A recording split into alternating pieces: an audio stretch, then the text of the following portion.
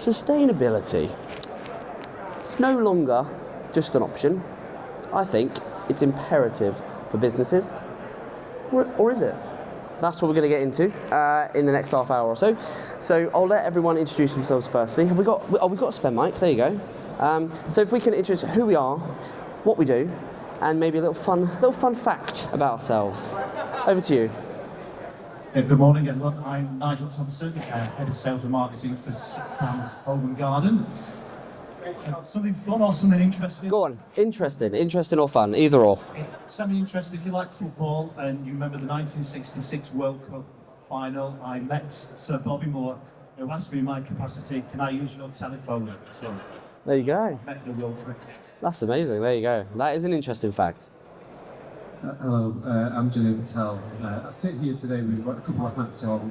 One is an engineer at Free Flush Water Management. We design and supply rainwater harvesting systems. But at the expo, we're representing the brand Prestige Water, which supplies rainwater harvesting products to end consumers. My fun fact, and if you're into boxing, you might know Joe Calzaghe. I met him at Glastonbury. And whilst other people were asking him for selfies, I asked him to punch me in the face. So that's my fun fact. It was only soft, it was a gentle punch. Can't be that today. My name's Toby Thomas, and I'm the Managing Director and Co-Founder of Rocket Grow Peat-Free Compost. We're here today because of the sustainability and organic message that we bring with us, which is a great match for this show. And I don't really have a fun fact to match that, but once had a chat with one of the guys who plays Spider-Man in Hollywood about the joys of elderflower cordial. Rock and roll, right there. My name's Aaron. I run a paid media and creative agency working in this space, and sustainability is very topical and very important to us as a business. My fun fact, I can't tell you, I need to show you. So many moons ago, before I was doing this marketing lark, I used to be cabin crew, no less. And I feel it's my duty as the host to show you all where your emergency exits are. So if you just bear with. So, just gonna, right, it's been a while. So your exits are there, there, there. And your emergency lighting is there. And I haven't got a life jacket, so I can't do that. But apart from that, there we go. There you go. Right, okay. Now we've got the silly bit out of the way. Let's talk sustainability. So, chaps, what I want to do first is talk challenges. So, challenges. So, from your perspectives, are you seeing a reluctance to embrace the new? What are you seeing when it comes to embracing the new? What's happening? What are your thoughts? When it comes to, whoever. Don't mind whoever wants to take it, and we'll go from there. Got a whole bunch of questions, so we're going to have to be quick fire on these. I think there are multiple challenges that we can discuss about the industry and how it embraces sustainability, what direction it's moving in, at what speed, to what audience. I think there are geographical challenges, and then there are different challenges when it comes to the demographic we're in, young or old. And I think that's the same for any producer and any retailer as well. I see the main challenges is about information flow, and how do we get the information from us to the retailer, to the consumer, to the teams at the retailers, and multiple steps. And I think a lot of it gets lost on the way, and it's information that the consumers want. They know they want to go in that direction, they don't know how to, in what way, and I think that's the big challenge for us as suppliers, is to get that information flow to the right people at the right time in the right way. So for me, that's the biggest challenge. Yeah. Junaid, what are your thoughts? Yeah, I just echo that. I think from our perspective, because we're working two levels, we're directly with businesses, B2B, and the challenge that we find there is communicating the cost benefit, because typically with businesses they want to be able to see the benefit. With the end consumer, again, it's exactly that information flow, making sure that we get the information, brings the awareness to the retailer and to the consumer. So that's really important. It's simplifying the messaging. Again, in the sphere that we work in, our perspective is it should be a straightforward sell in that if you save water, if you save water, you've got a potential cost benefit for the business. For the end consumer, there's multiple benefits.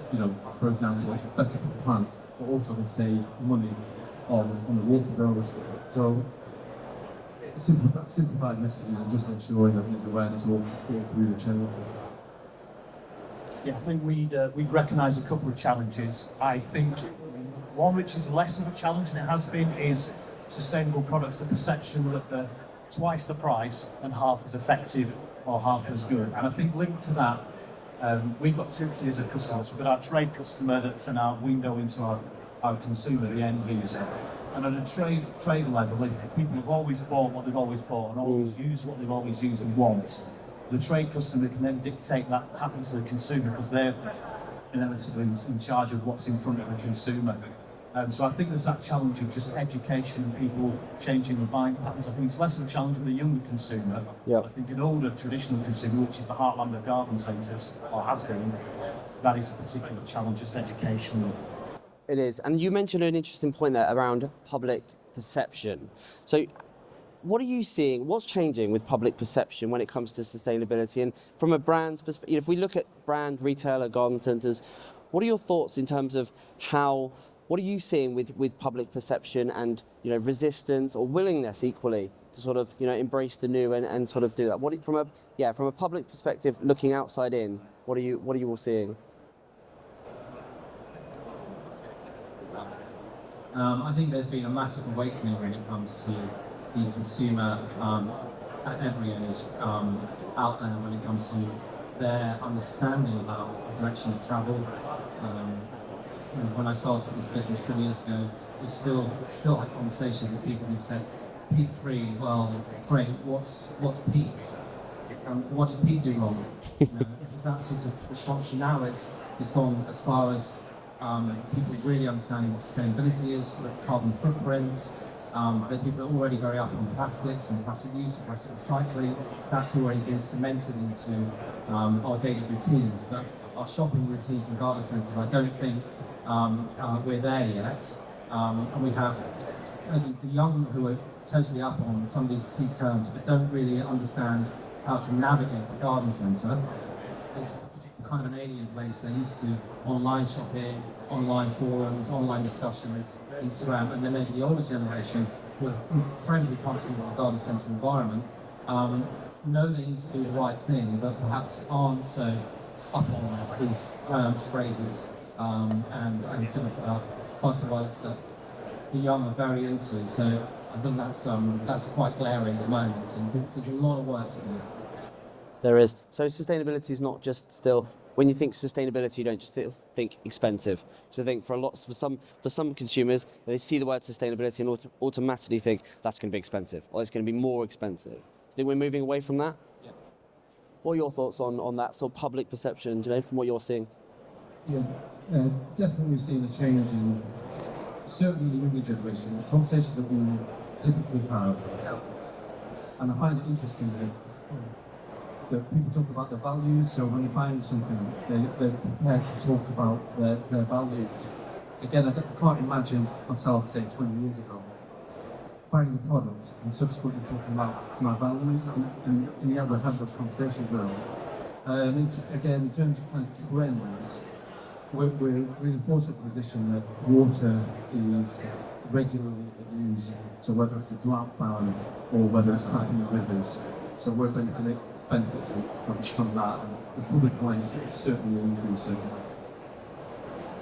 Yeah, we did some consumer research in lockdown in 2020. Did some trade research as well, and from one of our brands, which is sustainable brands, we definitely got that message back from quite a wide range, age ranging, easy for me to say, in terms of that. So there's definitely an appetite, and there's definitely a desire, and there's definitely a want, and I think that younger consumer is gardening more and more from what we understand as well. So their kind of value systems, well, the guys has already said, that younger demographic is about to come into the radar of the key garden centre customer, and I think it's really interesting. When you say younger consumer, I think that's been a topic that's been repeated around the last couple of days. What do you all think of when you say the younger consumer? What age range are you all thinking? I'm thinking 35 sub. So, Okay. Yeah, whereas I think I'm right in saying that the traditional garden centre core customer, biggest spender, and repeats us here from the GCA still, but it's sort of 44 to 55. There's always been, Sure. and the next section have always been sort of 40% of the market, Okay. typically. Would you all agree with that sort of 35 sub? Yeah, that's what, when you say the younger consumer, that's what you're thinking? Yeah? Okay, interesting. That leads us on nicely. Oh, sorry. Yeah, go on. Just triggered we also did some research on, again, it was rainwater harvesting. What we surprised was the amount of people who were familiar with the idea of water conservation. So that was our kind of biggest kind of early point. We didn't expect it to be as high as it was. And the other part of the research had an upper level of cost. So how much were they prepared to spend? Because obviously we want to know how much they're prepared to spend, so imagine looking at the cost. And ultimately it was that ground. People were prepared to spend up to a grand if they realise the benefits of rainwater. So that's Okay. Let's move on from challenges and talk about opportunities now, because I think within the sustainability there's a lot of opportunities, and I think what are you seeing when it comes to growing market share, increasing market share? We've talked about the public perception is changing and has changed to a large degree. It is a growing market share. Are you seeing that? What are you guys all seeing on the front line in terms of the demand for sustainable products, and thinking not just about the younger demographic, but actually right the way through the spectrum? Because everyone's living longer. They're living longer. They're more affluent than they've ever been, so they've got more disposable income. What are we seeing with that sort of growing overall market share? What are your thoughts? I think the market's growing at pace now, and I think the sustainability label, understanding and message that we are delivering through our products and my products here at Evergreen is being more and more absorbed both by retailers and consumers. We get people who are very young who say, is this chemical free? Is this is it vegan? Is it all topsoil? Has any crops been grown on it? So I'm gluten intolerant. We used to get all of these kind of conversations that we would never have with someone who, in the older generation, who the response to us would be, I need to do the right thing. I want to do the right thing. So tell me how I can do the right thing. Yeah. And so it's our sort of job to help them deliver the answers, and I think that's the pressure that retailers are going to have to embrace, and in turn sort of help influence their buying decisions and what they're stocking, and are these gloves being made in Berkshire or in China? Think about that. Think about the price benefits, and should we be stocking British more often? And I think consumers, there's a clamour for that, and they'd much rather, I think, buy something that's British and maybe a little bit more expensive than something that's made in China. That's been around for years, but that is again getting louder and louder, I think, across the industry. And retailers need to respond to that probably faster than they are, and pick up the pace on that sort of decision making, I feel like. Do you think we're still at a point where there is an opportunity for a kind of a first mover advantage with this? Has the adoption been as quick as you would expect, would want? Do you think there's still an opportunity for those that get in now before they leave it for another year, 2, 3? I think perhaps with some products, but I think there are lots of very entrenched players in this market that have been here for decades, and things move slowly. We need, as suppliers, we need a lot of patience and need to make sure that our message is bang on trend, our pricing is right, our presentation and our offer is right, so the retailers can just keep at it. We can't push retailers to move at a faster pace than they are. There's only one body that can do that, and that's the government. Sure. That's the only way response happens at pace. Right. And that doesn't seem to move at pace at the moment. So It's going backwards, right? we just have to keep at it, and hopefully this direction of travel continues. I think with the younger generations coming through in independent garden centres who are now running certain areas or even the whole show, with the older generation stepping inside, I think that's an opportunity for change and to hopefully that speed up that level of change.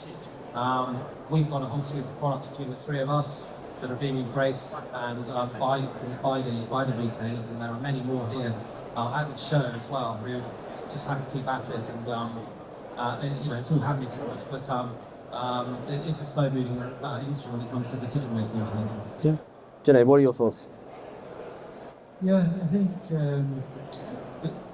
the way I see it is in each of our industries there are targets, and those targets are kind of set by government. So in my industry, water industry, they're quite long targets.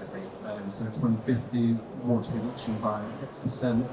And so the way we see it is that we're just on that journey, we're just on that journey. And again, as potential retailers, if you can see where you fit into that, there's a certain opportunity there to jump in on that journey. Because I'm certain that we'll arrive there, and the kind of 25-year horizon might seem like a long time away, but effectively over the lifetime of the business, we'll arrive there. And so that's where I see us firmly sat delivering the outcomes of certain pieces of legislation. That's an opportunity. I think, going back to your first question, when a few years ago we didn't get any market data, but somebody came to us and said they thought that in our categories, the market share for greener alternatives was about 10%. So I think that's at least doubled. I haven't got any market data to sit here and qualify that. But I think I completely agree with everything these guys have said, particularly what Toby said about legislation and peat. And I think it's a watershed moment in our industry. And I think, if you think from a consumer's point of view, if they're peat-free gardening, then they've got to ask questions about the container they're putting in, the feeds that they're putting in, and everything else that's with it. Sure. I think it's got to be right. Otherwise, there's a slight contradiction in what you're doing, isn't it? So I think that we're part of a European group, and when we listen to our European counterparts, and they have products taken away, so you have to find a greener alternative. I think that's going to be more and more. We've seen that. It's the biggest talking point. Horticulture is in our industry, what's happening with peat-free compost, and the challenges and the adjustments that we kind of all make. And I can see that could then be a little bit of a watershed moment for us and our consumers. That brings us nicely on to thinking about the future. Let's think about the future. So, sure, please, yeah. Small anecdote about water bugs. So water bugs they've been around for quite a long time, and there's early adopters, kind of 80s, 90s onwards, and then there's a sudden uptake in the 2000s because the Code of Sustainable Homes was introduced, which made it a requirement for every home to have a water bottle. So you get to see the sudden peak, and that was retracted in 2015. But in the mind of the public, there's a demand or a desire for water, but it's no longer a requirement in new homes. Yeah, and now we're going to see the re-establishment of that requirement. So again, I'm just trying to get a product concept. There's this mixture of customer desire for sustainability, and obviously customer desire is linked to the benefits that they see, and then you get to kind of top-down government approach where they're saying, no, it's implying now. So you've got these two things going on where, you've got bottom-up customer design, top-down government requirement. Yeah, no, it's good. I like it. It's a good point. Think about the future. What are your predictions? What are you foreseeing? What are you predicting that might happen? Just look at the next 5 years. What are your thoughts in terms of how sustainability, as a whole, from what you're seeing? If you look at the last 5 years and think of the next 5, what do you think is going to be the biggest changes we're going to see? I think things like black plastic is going to be phased out. God knows why we still use it. The amount of plastic in this industry that we waste is astonishing. And black plastics hold us to recycle, so why are we using it? I think QR codes are going to become more and more of a thing. They're going to come back in, do you think? Yeah, well, I think COVID really kicked that off. Yeah. And I think a lot of the older generation understand how to work them, how to use them. I don't think it's a norm. We're always on our phones, but are we actually gathering information from things that are in front of us with our phones? Not yet. and I think that's going to become more of a norm. So there's a lot of products used on their packaging. But we do on our bags, and we sell 1.5 million bags of compost a year. If that QR code gets scanned 800 times in a year, I think it's astonishing that it's not a bigger uptake than that. But it's going to change, and what you can put through that, the messaging is a lot more on a QR code than you can on a piece of packaging. Sure. A lot of garden centres are using more POS boards, point of sale, and things like that. And I think that's a nice way for us to help retailers deliver the message. And I think there'll be much greater uptake on QR code usage. So for me, black plastic and QR codes would be the two things. There you go. You heard it here first. QR codes. They're coming back, boys and girls. They're coming back. Junaid? So what we're finding with some of our retailers, and I imagine this will just become normal practice, is carbon cost. So we're doing exercises in normal products to calculate the carbon cost of each product. I found it quite an interesting exercise, calculating the carbon cost of each product. Obviously, our products are made in Britain, so we don't have that kind of significant transfer carbon cost. And I was actually just having a meal last night, and it was the first time I actually saw it, that each meal had a carbon cost associated with it. So it said so many kilograms of CO2 per meal. And I just thought, that's got to be the future. In 5 years' time, you imagine every product will have a carbon cost associated with it. I think a few things from us. I think our industry is never really been at the cutting edge of consumer trends. We're kind of later adopters, generally speaking. So I think if you took a short-term view in what's going to happen in the next 2, 3, 4 years, look at what's happening in FMCG. So what's happening in terms of packaging, refills, less packaging. I think we might be a few years behind that. And I think, yeah, I definitely agree with these guys. I think how green a business is, and not just how green the products is going to be massive.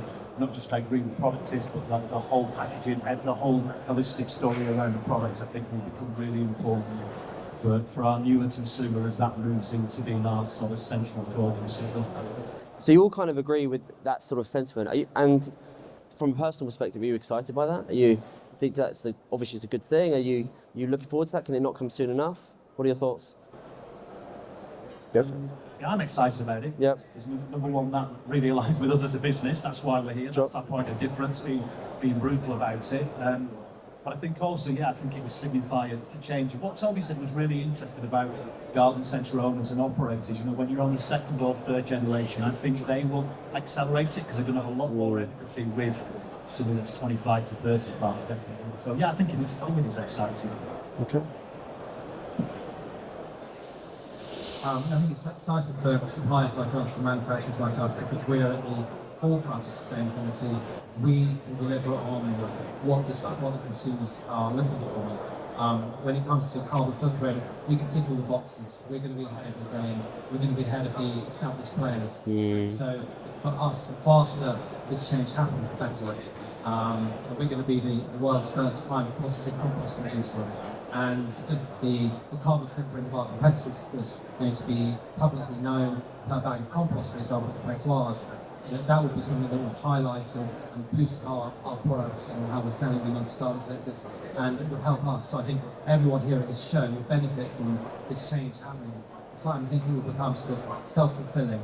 I think it will take a life of its own, and I think that will be great for us all and great for the consumer and society. So let's move it as quickly as possible.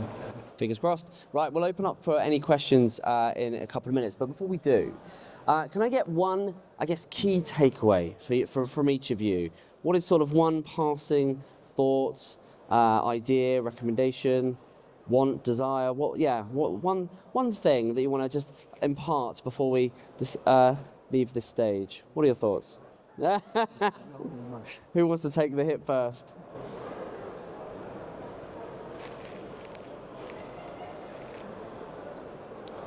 One final thought. I mean, as a business, we just see a massive opportunity in front of us, which I suppose I'm going to ramble now. Is that right? To be fair, I didn't prep and tell you I was going to do this.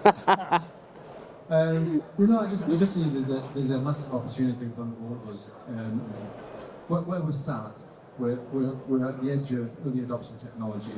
We're sitting on the precipice of the government potentially bringing in legislation that promotes rainwater harvesting and potentially makes it required. So from our point of view, we're like, this is a great opportunity. And in an odd way, it's aligned with garden centre retail.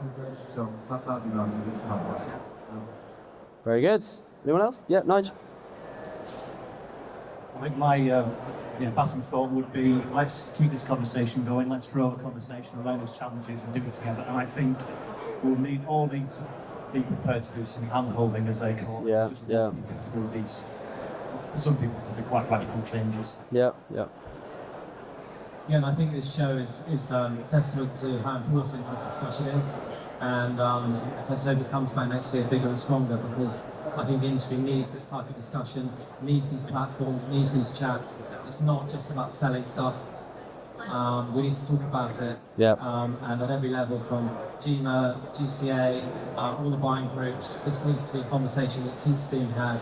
And I think all the important players need to do more to help us as suppliers and help the industry evolve, change, and manage this for the consumer. So it's an exciting time, and delighted that we're all here and talking about sustainability.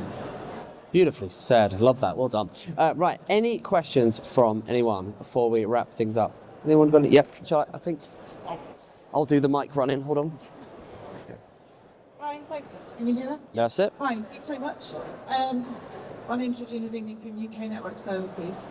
So we work connecting people to the grid, looking at energy, and I always feel like energy is the kind of unloved part of sustainability. It's the biggest emission of big businesses, of garden centres, of retailers and suppliers. Are you starting to see that energy conversation come into this sustainability part of what you're doing, or are people still focusing on the physical kind of product and the waste rather than actually all the power that's going into it? Thank you.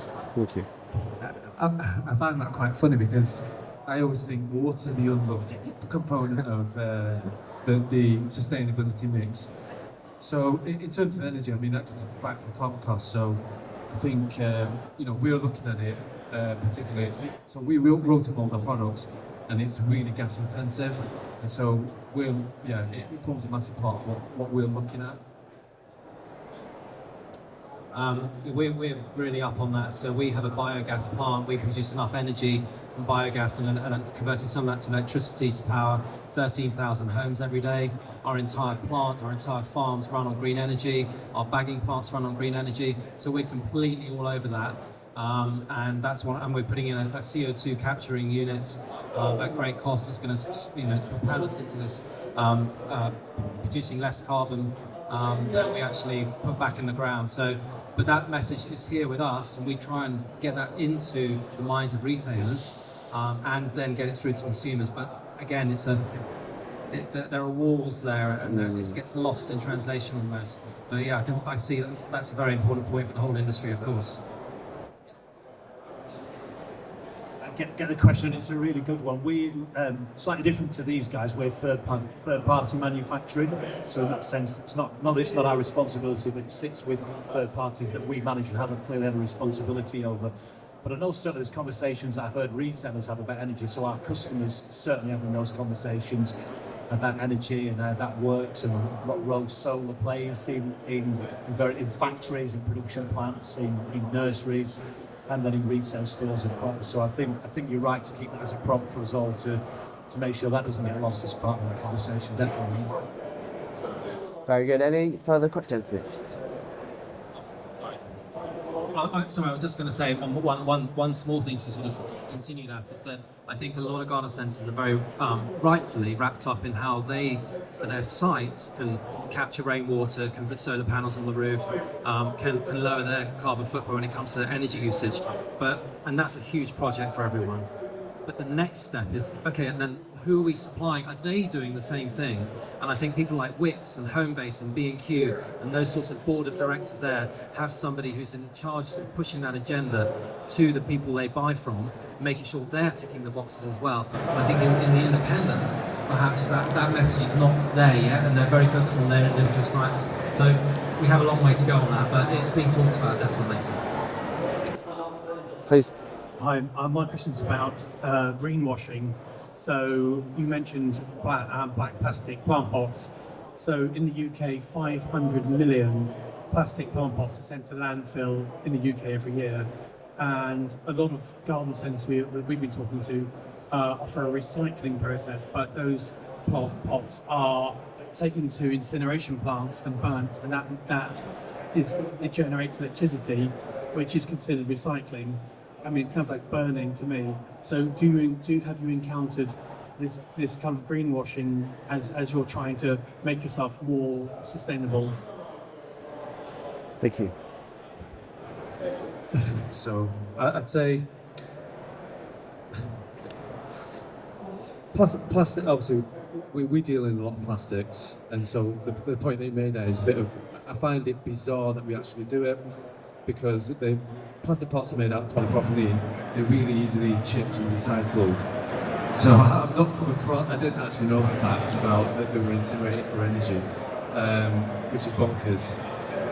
Given the fact that we've got the technology to recycle it. But yeah, we do see greenwashing. Obviously, that's an example of greenwashing. What we tend to do is, we have a end-of-life policy, and effectively what we tell the customers is that, once your product comes to the end of life, we can offer a solution for that, and we just do exactly that. We grind down our plastic tanks and turn it back into polymer. I think it's a huge problem you've identified, and I think one of the challenges with our industry is the regulation isn't there. There is no big higher body. There's no one telling us what we can and can't do on packaging. There is no government organisation that says you're doing the wrong thing, you cannot do that, don't do it again. And I think that allows a lot of flexibility on message, flexibility on how we present what we're doing. And I think the fact that we can chip wood in Canada, ship it over as pellets and burn it in a power station, and that's green energy, is completely insane.